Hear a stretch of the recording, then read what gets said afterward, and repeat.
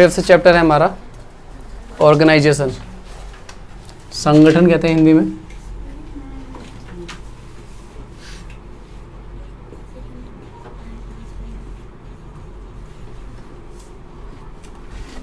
हाँ जी, ऑर्गेनाइजेशन के अंदर पहले मीनिंग पढ़ते हैं। After having decide the first function of the management planning, managers are responsible for the designing the organisational structure. तो पहले तो हम लोग स्ट्रक्चर के बारे में ही बात कर रहे हैं। जैसे ही हम लोगों ने ये डिसाइड किया कि क्या करना है, कब करना है, कैसे करना है, किसके द्वारा करना है, तो किसके द्वारा करना है उसके लिए एक पोस्ट तैयार की जाने लगी।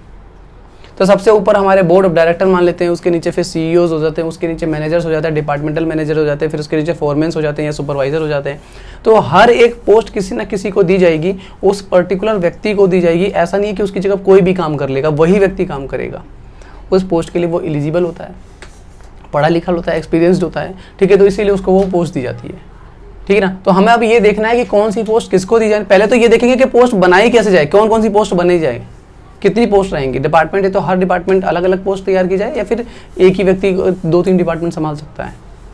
समझ में आई बात, ठीक है। तो we call the function organising, it includes the process of determining what activity are conducted. कौन कौन सी एक्टिविटीज की जाएंगी ये सोचा जाता है यहाँ पर। मतलब एक्चुअल में कहने का मतलब क्या है कि यहाँ पर हम लोग ये देखते हैं कि कितने काम किए जाएंगे। अगर मान के चलिए मुझे कार का प्रोडक्शन करना है, तो कार के प्रोडक्शन के लिए कितने काम होंगे। एक परचेज डिपार्टमेंट होगा, एक सेल्स डिपार्टमेंट होगा, एक प्रोडक्शन डिपार्टमेंट होगा, एक एडवर्टाइजमेंट डिपार्टमेंट होगा, हो सकता है और भी मुझे अलग डिपार्टमेंट जरूरत पड़ जाती हो। एक ट्रांसपोर्टेशन डिपार्टमेंट हो जो सिर्फ ट्रांसपोर्ट देखता है, एक वेयर हाउसिंग डिपार्टमेंट जो वेयर हाउस को देखता है। तो कितने डिपार्टमेंट बनाए जाने चाहिए, कितनी एक्टिविटीज़ होंगी एक ऑर्गेनाइजेशन के अंदर, वो डिसाइड हो रहा है यहाँ पर अभी, ठीक है जी। How the activity are to be grouped, और उन एक्टिविटीज़ को कैसे ग्रुप किया जाएगा।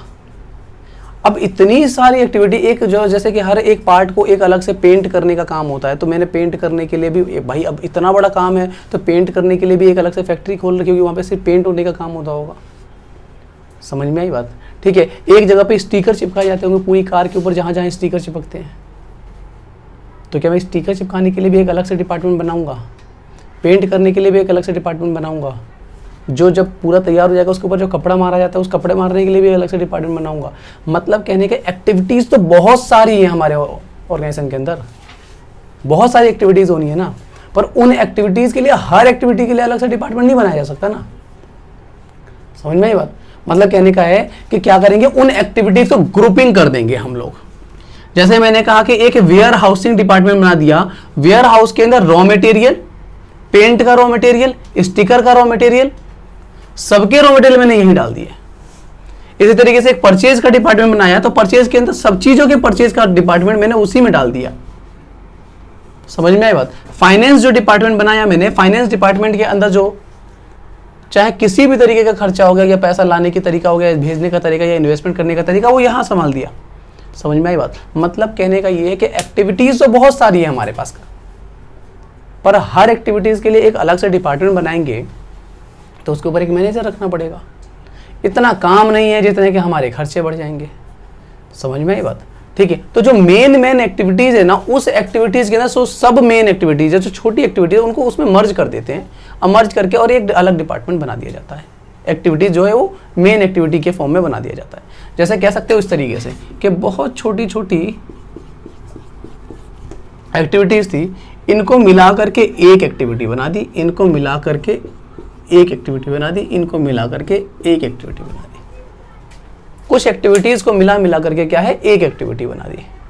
समझ में बात, ठीक है। तो हम लोग यहाँ पे क्या कर रहे हैं कि इनको ग्रुपिंग कर रहे हैं। How the responsibility and authority are to be delegated, और इसके बाद इनके ऊपर जो व्यक्ति बिठाया जाएगा, ठीक है, उस व्यक्ति को किस तरीके से रेस्पॉन्सिबिलिटी एंड अथॉरिटी दी जाएगी, वो क्या काम करेगा, उसकी क्या रेस्पॉन्सिबिलिटी होंगी और क्या अथॉरिटीज होंगी, ये भी हम ऑर्गेनाइजेशन के अंदर ही पता करते हैं, पढ़ते हैं, ठीक है ना। पहले क्या किया हम लोगों ने, एक्टिविटीज़ को ग्रुप करके एक बना दिया, और उस एक्टिविटी को किसी को वो जो ग्रुप ऑफ एक्टिविटीज़ हैं, या इस तरीके से एक डिपार्टमेंट कह सकते हो, उस डिपार्टमेंट किसी को सौंप दिया, तो उस डिपार्टमेंट का जो हेड होगा, जो भी, उसके क्या राइट्स एंड क्या रेस्पॉन्सिबिलिटीज़ हैं, अथॉरिटी एंड रेस्पॉन्सिबिलिटी क्या हैं, वो भी उसको बताती जाएंगी उससे रिलेटेड, ठीक है, और ये प्रक्रिया पूरी की पूरी क्या है, ऑर्गेनाइजेशन है। ठीक है,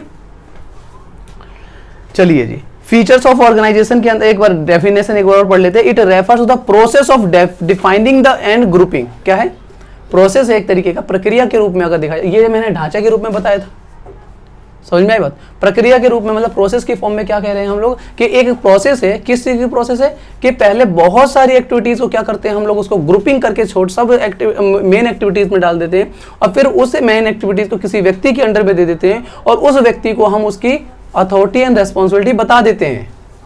ये प्रोसेस क्या कहलाता है, ऑर्गेनाइजेशन कहलाता है। तो प्रोसेस की फॉर्म में ऑर्गेनाइजेशन का सब डेफिनेशन, और ढांचे की फॉर्म में ऑर्गेनाइजेशन का स्ट्रक्चर की फॉर्म में। समझ में आई बात, ठीक है।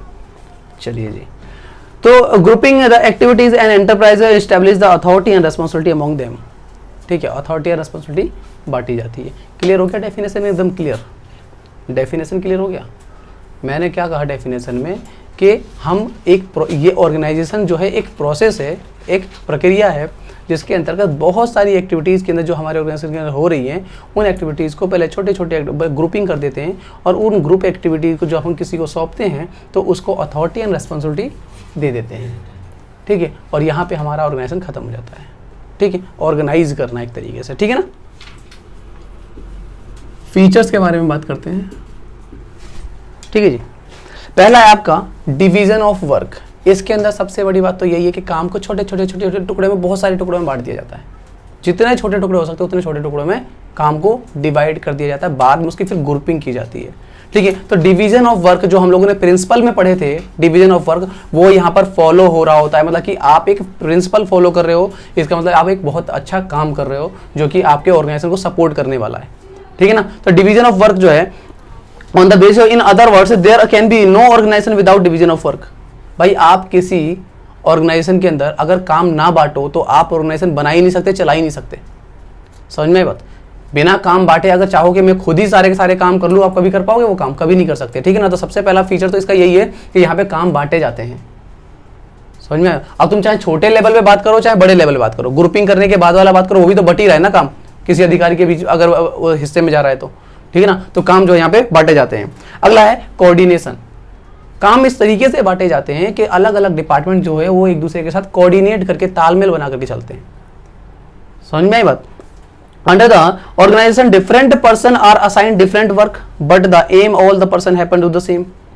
ठीक है, अलग अलग पर्सन को, अलग अलग व्यक्ति को अलग अलग काम दिया जाता है। जब ग्रुपिंग कर दी जाती है उसके बाद जो डिपार्टमेंट दिए जाते हैं, अलग अलग व्यक्ति को अलग अलग दिए जाते हैं। ठीक है, और इस तरीके से दिए जाते हैं कि वो दो सब एक साथ तालमेल बना करके चलते हैं। ठीक है जी, सबका मोटिव एक ही होता है, the attainment the objective of the enterprises. Organisation ensure that the work of all person depend on each others work. Organisation ये इंश्योर करता है कि हर व्यक्ति का जो काम होगा ना वो एक दूसरे के ऊपर निर्भर करेगा, तभी तालमेल बना रहेगा। समझ में आई बात? एक दूसरे के साथ तालमेल बना के रखें। अगर मैं काम कर रहा हूँ, ठीक है, और ये काम नहीं कर रहे तो इनका काम मेरे वो पेंडिंग हो जाएगा। मैं नहीं कर रहा हूँ तो इन पे पेंडिंग हो जाएगा, अगले स्टेप में पेंडिंग हो जाएगा। इस तरीके से जो है एक दूसरे के ऊपर कार्य जो है सबका निर्भर करता है, सबके ऊपर डिपेंडेंसी रहती है। ठीक है जी, कोऑर्डिनेशन हो गया।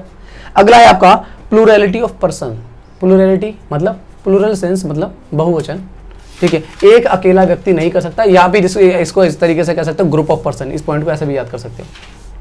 ठीक है ना, एक से ज्यादा व्यक्ति को जरूरत पड़ेगी ना इस काम के लिए तो। ठीक है, अकेला तो कोई करे, जब काम बांटोगे तो भाई अलग अलग व्यक्तियों की जरूरत तो पड़ेगी आपको। ठीक है ना, organisation of a group of many person.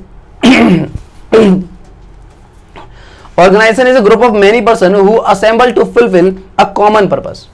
अलग अलग बहुत सारे पर्सन होते हैं, ठीक है, और उनको साथ मिलाया जाता है, और हर व्यक्ति अपना अपना काम कर रहा होता है, पर पर्पस एक ही होता है सबका। ठीक है जी, organisation is a machine of management. Management का मशीन है। कैसे? ये एक पूरा ढांचा तैयार किया जा रहा है, ठीक है, जिस ढांचे के अंदर एक व्यक्ति के अंडर में बहुत सारे व्यक्ति काम कर रहे होते हैं इस तरीके से। समझ में आई बात? और सबके पास अपने अपने काम होते हैं। ठीक है, और फिर इन लोगों ने भी अपने काम किसी न किसी को बांटे हुए होते हैं इस तरीके से।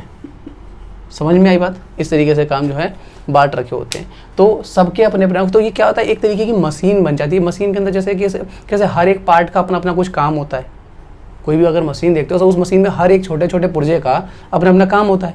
सेम इसी तरीके से उस ऑर्गेनाइजेशन के अंदर हर एक छोटे छोटे डिपार्टमेंट का अपना अपना कोई ना कोई काम होता है, वो उस काम को परफॉर्म कर रहे थे। पर मेन मोटिव इनका क्या होता है, जो ऑर्गेनाइजेशन का होल मोटिव जो होता है, उस होल मोटिव को ये पूरा करने के लिए क्या करते हैं, ये सब लोग अपना अपना काम कर रहे होते हैं।